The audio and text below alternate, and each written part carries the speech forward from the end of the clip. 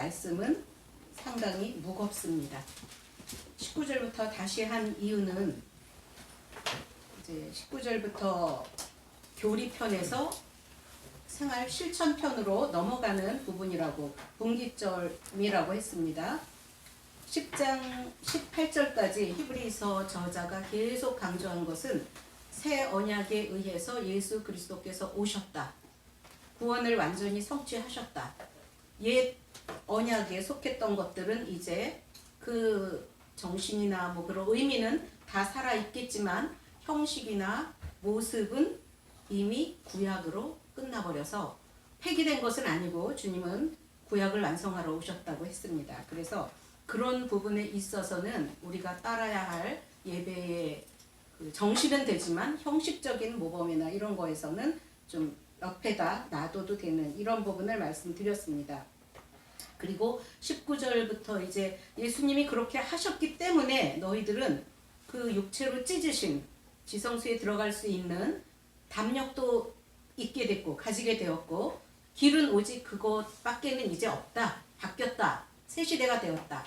아담의 질서 속에 있었던 육신으로 제사를 드려가면서 그 믿음을 인정받아서 예배를 드렸던 그 부분은 사라졌고 이제는 너희들이 직접 지성소에 들어가는데 다만 그 문은 예수 그리스도다. 여전히 예수 그리스도에 대한 신앙의 고백과 대상이 예수님이시라는 것은 우리가 잊어버리면 안 됩니다. 그래서 그 예수님이 제사장으로 계시면서 보좌 하나님 우편에서 능력의 자리에서 원래 자리로 돌아가셔서 다 인정받고 지금도 현재 사역을 하신다고 그랬습니다. 그래서 이제 우리가 할 일은 죄를 지었을 때 다른 어떤 방편을 취하는 것이 아니라 예수님께 나아가서 회개하고 말씀에 의지해서 약속들을 붙잡고 나의 잘못한 것들은 다 토설하고 그렇게 하면서 회개를 통해야 거룩하신 하나님을 만날 수 있기 때문에 하나님은 거룩하시기 때문에 죄가 있는 성도라고 해도 죄가 있을 때는 하나님과 만남의 교제가 원활하지 않습니다. 그래서 우리는 의식할 수만 있다면 또 의식하지 못한다면 성령님께 간구해서 나의 그 모든 죄를 드러내달라고 또 기도를 도와달라고 해서 성령님과 함께 교제하면서 기도함으로 인해 죄도 해결받고 그래서 하나님께 나아갈 수 있다라는 것이고요. 23절에서 하나님의 성품 한 가지가 또 나왔다고 그랬습니다. 미쁘시다 라는 말씀인데 세 번째 지금 우리가 다뤘던 것 중에서는 불의가 없으시다, 거짓이 없으시다, 미쁘시다. 이거는 예쁘다라는 얘기가 아니에요. 신실하시다. 그러니까 신실하신 하나님, 예수님, 성령님 그럴 때 미쁘시다라는 다소 우리가 좀 일상적으로는 쓰지 않는 단어입니다. 그 말씀을 주셨고요. 그러한 일들을 하기 위해서 히브리서에서 지금까지 또 저도 설교 본문을 통해서 주신 것들을 나눈 그 내용들 하나님 만나고 예수님 만나고 예배법, 제사법에서 바뀐 예배법 이런 것들을 다 성취한 것들을 누리기 위해서 구원의 완성을 위해서 24절, 25절이 굉장히 중요한 것이에요. 그래서 제가 다시 한번 하는 것입니다. 서로 돌아보아서 사랑과 선행을 격려하면서 모이기를 피하는 어떤 사람들의 습관 분명히 모이기를 피하는 어떤 사람들의 습관이 있습니다. 안 믿는 사람들은 교회에 올 이유가 없으니까 그들이 모이기를 피하지 않죠. 믿는다고 하는데 성도라고 하는데 같은 생명 공동체인데 실제로 주님의 일과 주님을 예배하는 데서는 패하기도 하고 열성적으로 모이기도 하고 두 부류가 또 있다는 것입니다. 그래서 자기의 마음이 어땠든지 간에 모이기를 패하는 어떤 사람들의 습관 같이 하지 말라 그랬어요. 왜? 오직 권에서 그날이 가까움을 볼수록 9장 10장이죠. 여기 지금 9장에서도 한번 나왔는데 여기도 재림에 대해서 또 소망을 주시고 또 반드시 재림하신다라는 약속을 주시는 것입니다. 그래서 우리가 교회에 오면 경건의 훈련을 비롯해서 모든 좋은 그 습관들, 배우는 습관들, 사랑하고 격려하고 선행도 하고 베풀고 섬기고 이런 부분들을 많이 힘써서 할 수 있는 곳이 교회라는 공동체에 지역적으로 허락하셨습니다. 그래서 교회는 유기체이기 때문에 어느 교회나 다 하나예요. 주님이 머리시기 때문에 아프리카에 있는 교회나 시골에 있는 교회나 양화 교회나 우리는 다 거기에 속한 지체들입니다. 그래서 한 교회인데 지역적으로 물론 나눠져 있고 공간적으로 구분이 돼 있고 그렇죠. 그러나 우리가 교제하거나 성도로서의 뭐 예수 그리스도를 만나는 일에 대해서는 동일하다라는 것이에요. 그래서 그 시공간을 초월해서 뭐 사랑과 선행을 격려하는 일을 할 수 있는 거죠. 뭐 형식을 완전히 파격하는 일들에 위배되지 않는다면 그렇게 사랑과 선행을 격려하는 일에 힘써야 합니다. 그래서 교회는 은사대로 이제 모여서 그런 일들을 하기 위해서 여전히 말세지말에 주님이 가까이 오실 때가 되었기 때문에 더욱 그리하자 그랬는데 여기는 지금 아이러니가 있어요. 현실로 보면 그러한 말씀을 실현할 수 있는 현장이 잘 안 돼가고 있어요. 이상하게. 그게 이제 사탄은 마지막까지 발악을 해갖고 자기가 구원 얻은 자는 뺏어가지도 못하는데 뺏어가는 신용이라도 하고 그 연약하고 낙심한 자는 이렇게 뺏길 것 같은 위기에 처하기도 하고 그런 부분들이 있죠. 사탄이 그것을 마지막까지 더 하니까 그래서 모이기를 힘들어하거나 어려운 상황에 생기고요. 지금은 이제 2019년에는 난데없이 우한 폐렴으로 인한 코로나19가 벌써 지금 2일이 됐어요. 횟수로 19, 20, 3년째가 되는 것이에요. 그런 동안 우리는 모이기를 해하고 싶지 않은데 부득 불쾌해지는 그 마음 중심은 하나님께서 이제 보시고 판단하실 거예요. 그러한 교회, 그러한 성도, 그러한 가족 각자를 하나님이 다 보시고 하나님이 다 평가하십니다. 동기가 하나님께 있는지 하나님께 없는지 하고 싶은데 절절한데 부득불 못하는지 이런 거 동기를 주님이 다 아신다고요. 본인도 물론 압니다. 신앙에 대해서는 성령님과 나는 같이 있잖아요. 본인도 알아요. 나는 너무 가고 싶은데 갈 수 있는 공간이 없어서 못 가는 경우가 너무 많거든요. 그런 믿음 하나님이 저는 받아주신다고 생각하는 거죠. 그런데 아유 이제 형식도 모두 다 탈피됐거나 아니면 내가 뭐 가기 싫어서 안 가는 거야? 그러니까 어쩔 수 없잖아. 뭐 이런 식으로 배째라고 어쩌라고 내밀고 그런 마음과 그런 뜻을 하나님께 올려 바친다면 그런 것들은 하나님이 받으시게 되는지 하나님이 다 아십니다. 그래서 25절까지 이렇게 한번 살펴보고요. 우리가 이제 적용할 때는 나는 그럼 사랑과 선행을 격려하는 자입니까? 나는 모이기를 힘쓰는 자입니까? 실제적으로도 그렇지만 마음 중심에서 동기에서 그리고 나는 그날을 사모함으로 기다리며 말씀대로 사는 자입니까? 라는 부분들을 자기 스스로 질문하시면서 거기에 따르는 믿음의 그 양식, 행동이 있겠죠. 그것이 순종이죠.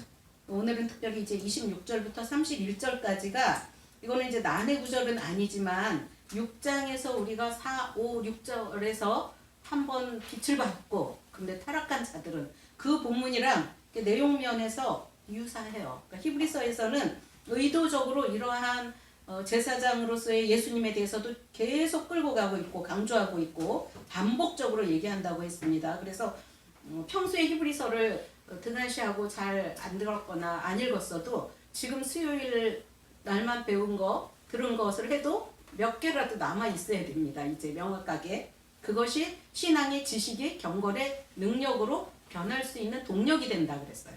말씀을 가지고 머릿속에 넣어서 지식이 된 것은 실천할 수 있는 삶의 동력, 능력이 되는데 그 능력은 또 기도를 통해서 오는 경우가 많더라고요. 그래서 지식과 머리에 쌓인 것만 가지고는 이게 능력으로, 힘으로 바뀌는 것이 잘 안 되는 것 같아요.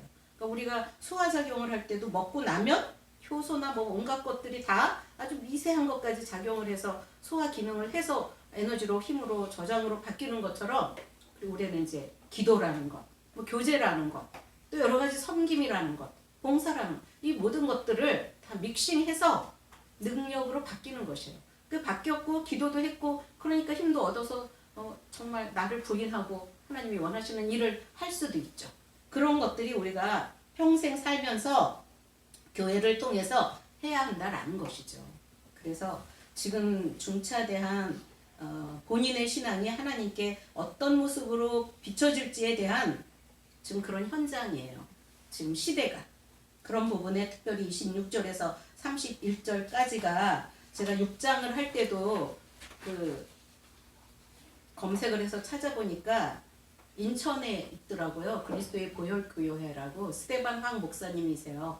거기는 이제 개혁주의 신앙에서 원어 가지고 공부도 하시고 풀기도 하고 말씀을 교리적으로 굉장히 잘 파악을 해 주셨길래 제가 보기에 그래서 제가 이렇게 교리나 이런 것들에 대해서 제 거를 섞거나 제 것이 오해가 되거나 잘못될 수가 있으니까 그런 부분들을 이제 인용을 해서 6장에서도 그 부분 했는데 이 부분도 이제 마찬가지이기 때문에 그 목사님 것을 대충 내용은 조금 이렇게 각색은 했더라도 뼈대는 그분 것으로 했습니다. 근데 두 가지를 제가 이제 해보도록 하겠는데요. 본문 말씀이 조금 이건 또 무슨 이렇게 무서운 말씀인가 이렇게 비춰질 수 있어요. 그래서 한 가지는 어떤 부분인가 하면 짐짓 죄를 범한 것에 대한 이제 정의가 나타나 있어요. 그래서 하나님의 아들을 밟고라고 지금 돼 있고 자기를 거룩하게 한 언약의 피를 부정한 것으로 여겼고 그 다음에 셋째 은혜의 성령을 욕되게 한 이런 것들이라고 했습니다. 근데 결국 이것을 통으로 해석을 해보면 하나님이 자기에게 주신 은혜를 거절했다라는 것이에요. 이 말씀 한마디 한마디가 예수님 밟고 그다음에 언약의 피도 부정하다 이렇게 여기면서 주시는 그 성령님의 은혜까지도 no 땡큐 안 하겠습니다. 이렇게 거절한다는 것은 구원을 거절한다라는 것이에요. 그래서 조금 자세히 구문으로 살펴본다면 그는 예수님이 하나님의 아들이라는 하나님의 말씀을 들었습니다. 그리고 오히려 그는 그런데도 그는 예수님이 사생자라고 말을 한다는 것이에요. 하나님의 아들이야 라고 성경을 통해서 계속 전도하고 설명해주고 설교 풀어줬는데 자기가 끄떡끄떡 뭐 했든지 안 했든지 아니야 예수님은 사생자야. 아니야 예수님은 인도에서 뭐 창녀랑 결혼도 했고 마리아랑 결혼도 했고 뭐 이러면서 온갖 되지도 않는 예수님을 욕되게 하는 것들을 자기 걸로 취하는 것이에요. 바른 것을 취해야 되는데 그게 이제 그런 문구 속에 들어가 있고요. 또 언약의 피가 얼마나 거룩한 피예요. 보혈, 보배로운 피. 그래서 그 교회는 그리스도의 보혈교회인데 그는 예수님이 흘린 피는 사람의 죄를 속량하기 위한 것이며 그분의 피는 흠없고 점없는 어린 양의 피와 같이 보배로운 피, 보혈이라는 하나님의 말씀을 들었어요. 이걸 또 본인이 믿든 안 믿든은 아니겠죠. 믿는다고 하면 믿는 쪽으로 가야 되니까. 들었다라는 것이에요. 안다라는 것이에요. 지식 속으로, 지각 속으로 머리에 인지를 한다는 것이에요. 그럼에도 불구하고 예수님의 죽음은 순교자의 죽음이다. 좋은 말 같지만 이게 결코 좋은 말이 아니에요. 그냥 일반 성인, 순교자가 한 사람 죽었어. 주님이 아니에요. 하나님이 아니에요. 거룩하신 신인 양성을 가진 삼위 하나님이 죽으시고 부활하신 게 아니에요. 그냥 일반 A라는 개인, 예수라는 순교자가 죽었어. 이렇게 보는 것이에요. 그리고 예수님이 흘린 피는 보혈 언약의 피가 아니에요. 거룩한 피가 아니에요. 일반적인 피, 생물학적인 피예요. 우리도 있는 A형, B형 그 피예요. 다만 그 대상이 예수라는 소리예요. 그리고 세상 사람의 피와 예수님의 피가 같다. 그럼 뭐예요? 우리하고 죄인된 우리하고 예수님이 같대요. 동형동질이야. 같은 인간, 같은 사람. 근데 우리보다는 조금이라기보다도 훨씬 나. 이렇게 어마어마한 이런 위대한 인생을 사셨어. 거기에 끝나는 근데 전도하거나 뭐 청년들이거나 뭐 아니면 지식으로 꽉 찬 사람들을 보면 이렇게 고백하는 사람이 너무 많아. 고백이라기보다 이렇게 말하는 사람이 너무나 많다는 거예요. 예수님이 뭐 구세주하고는 아무 상관이 없고 그렇지 라는 것이에요. 나는 그런 면에서 인정해 라는 것이에요. 그는 세 번째 성령이 사람으로 하여금 회개하게 하고 영생을 얻게 한다는 하나님의 말씀을 또 들었어요. 오직 성령으로 오직 거듭나야 천국 간다. 회개도 해야 된다. 영생을 얻는다. 그렇게 들었지만 자신은 하나님께서 예수님이 성취한 것을 자신에게 더해 주시리라고 믿을 수 없습니다. 안 믿어지는 거죠. 거절을 했던지 그 다음에 거듭남을 믿지 않는다고 말을 합니다. 그래서 이러한 부분의 설명을 조금 들으면 이런 사람은 성경은 이제 이런 사람들에게 성경은 그런 사람은 다시는 속죄하는 제사가 없다. 이거 엄청난 말씀이에요. 멸망이라는 걸 선언한 말씀이에요. 이 사람이 끝까지 이렇게 갔으면 그 사람의 죽음 이후의 자리는 멸망이에요. 그 멸망의 자리에 본인이 가는데 그 다시 속죄하는 제사가 없다라는 것이 어떤 의미인가를 말씀드리겠습니다. 다시라는 의미는 과거에 한 번은 있었다는 소리예요. 그러니까 주님의 속죄 사역이 과거에 한 번 있었어요. 언제? 약 2000년 전에 있었습니다. 근데 이 다시라는 글자를 주목을 해야 됩니다. 히브리서에서도 많이 강조하고 있어요. 예수님의 구원은 단번에 영원히, 그래서 유일회성이라는 이제 용어도 씁니다. 단번에 하셨어요. 영원히 하셨어요. 그러한 구원의 성격이 있습니다. 그래서 구원의 완성은 예수님으로 인해 이제 끝났습니다. 더 다른 기회나 보혜사나 계시의 말씀이 없다 그랬어요. 그래서 그런 예수님을 거절을 하고 있다니 다시는 속죄하는 제사가 없다는 말이에요. 그럼 이거는 무엇과 비교가 되느냐? 구약은 수시로 제사를 드렸어요. 죄를 지었어요. 올해 했어요. 내년에 또 해요. 후년에 또 해요. 자기 살아있으면 죽을 때까지 해요. 그러니까 올해 안 했으면 또 내년에도 하고 이렇게 돼요. 그러나 예수 그리스도를 믿는 그 믿음은 단번에 영원히 구원을 이루신 예수님을 이제 더 이상 하실 분이 없다니까요. 근데 그분을 거절했다는 것은 또 다른 누구를 기다려? 이건 안 되는 것이에요. 그래서 오직 이 성경에 계시해 주신 예수님을 거절했기 때문에 끝까지 그렇게 한다면 다시는 기회가 없다라는 의미라는 것이에요. 그래서 26절부터 31절까지 해서 이제 전체적으로 통으로 한번 보는 것은 이제 그런 부분으로 제가 소개를 하겠고요. 조금 더 또 다른 각도나 아니면은 이제 현실적인 것 바탕과 더불어 또 이야기를 해보겠습니다. 지금 세계가 아주 어려움에 처해 있어요. 왜냐하면 과거에 우리가 알고 믿고 따르던 정상적인 가치, 합리적이고 원칙적인 것들, 그런 것들이 아주 변질되고 또 오염되어 있어요. 그 왜 그러냐면 포스트 모더니즘이라는 시대적인 조류가 온 것이에요. 모더니즘이 현대인데 포스트 모더니즘은 현대의 또 그 뒤를 말하는데 아주 세상적인 가치관으로는 정말 이런 표현 쓰기 싫지만 난잡해요. 가치가 난잡하고 가치가 그러니까 행동하는 건 뭐 완전히 그냥 난잡해요. 우리는 이렇게 포스트 모더니즘 시대가 되면 될수록 더더욱 진리를 외치는 자, 그래서 참된 성도와 참된 성도인지 알았는데 거짓된 성도와 교회로 지금 이미 나눠지고 있어요. 우리 성도님들도 관심만 조금 기울이면 이미 지금 다 나눠지고 있어요.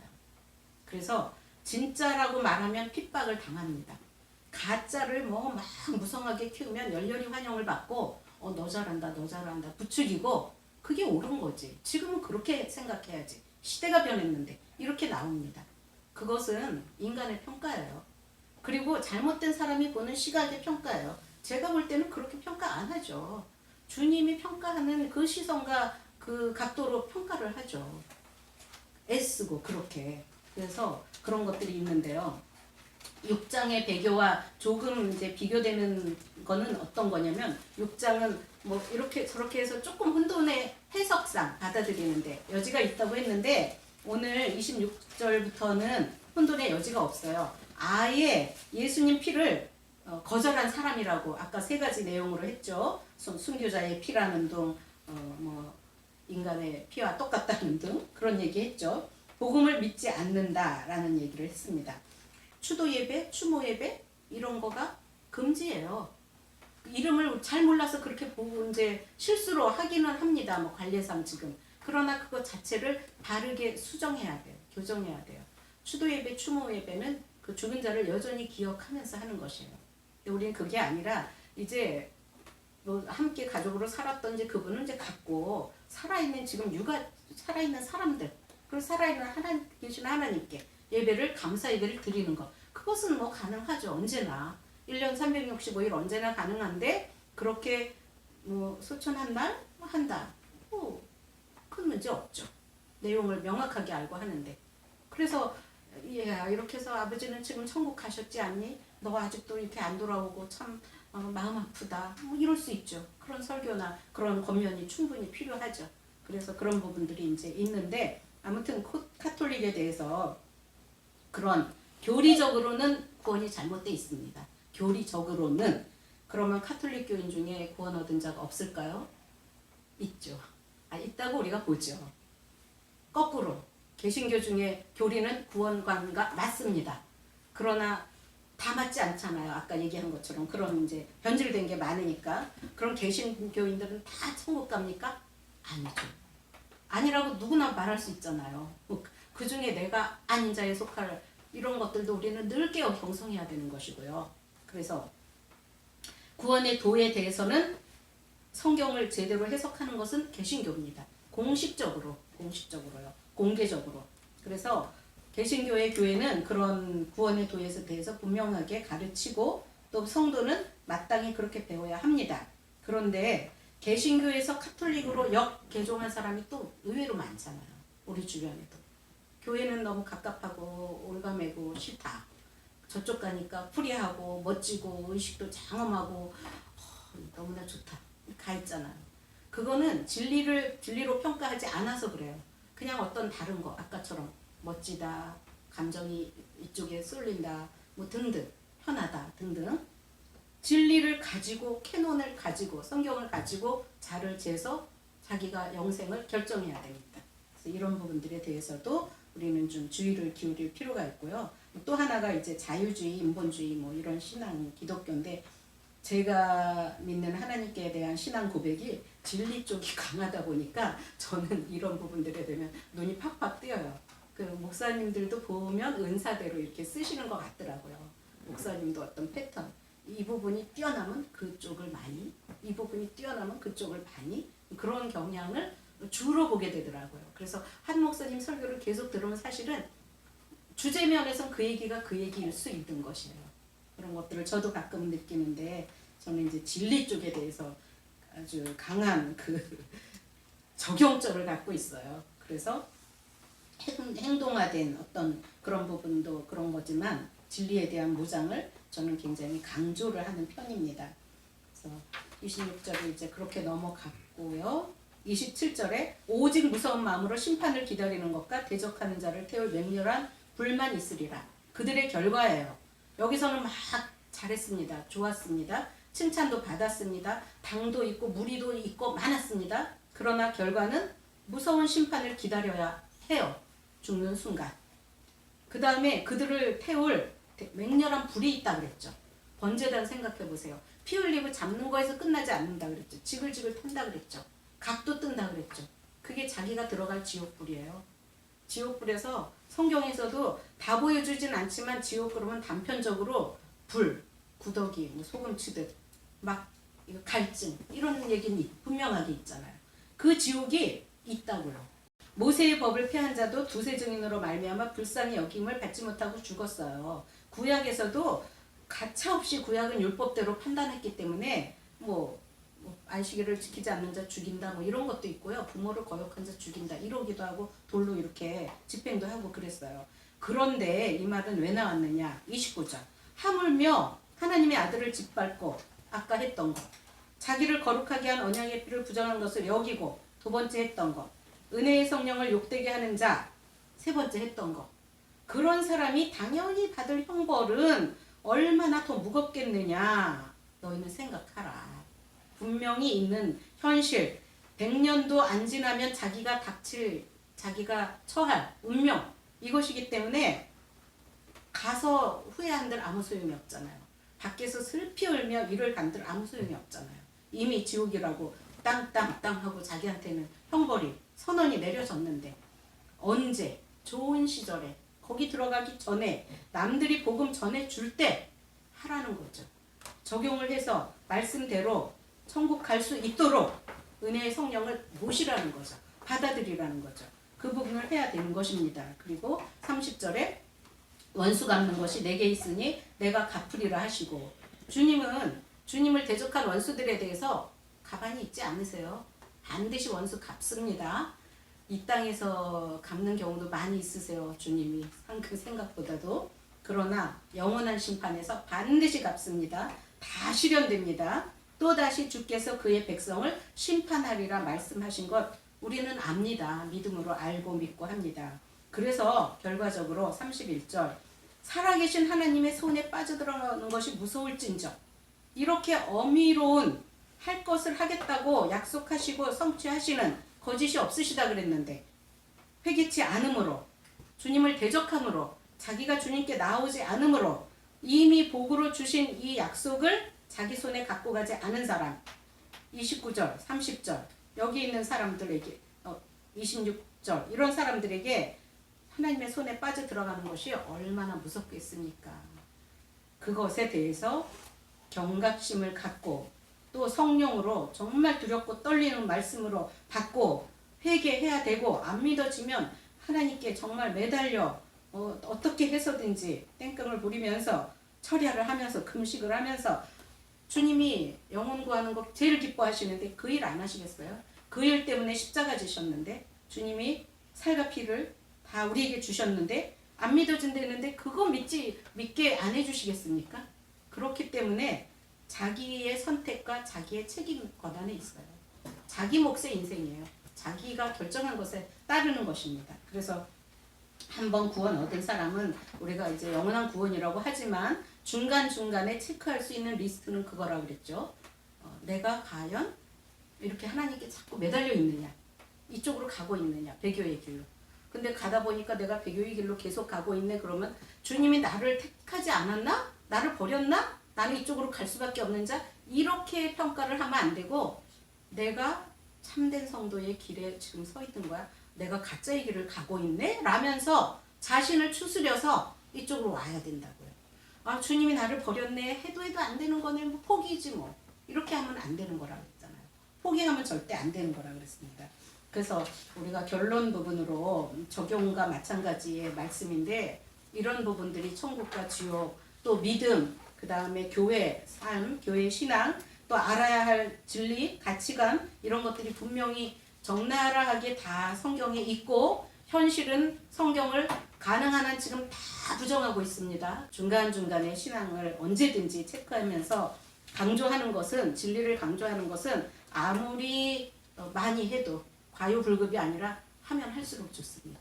그래서 그런 믿음의 교제들을 많이 나누고 주님 앞에 우리가 헌신하며 또 쓰임 받으며 또 실제로 교회를 부흥시키고 살리며 행하는 그러한 남은 자들이 되기를 주님의 이름으로 축원드립니다.